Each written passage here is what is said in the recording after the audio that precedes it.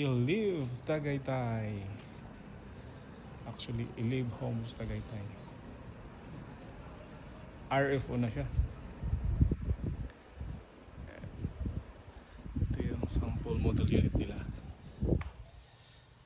Ito yung furnish. Yan. Mamaya naman, silipin natin yung unfurnished. Yan. Yan. Ref na. Of course, ito. Dining. Yan. May common toilet sa baba. Yan.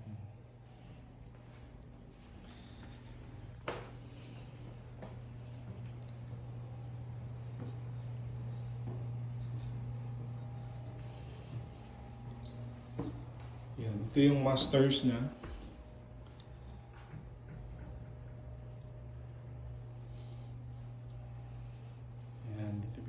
Pinaka-master's bedroom.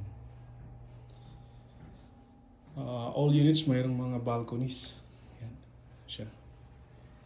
Ito yung tanaw mo sa mga units mo. Ganda. Wala kang masabi. Ano lang po ito?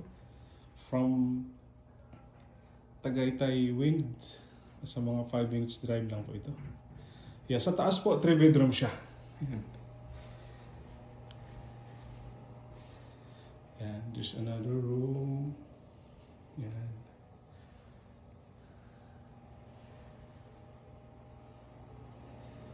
Ito naman yung pinaka-third room. So, sa taas, mayroon ding one common toilet.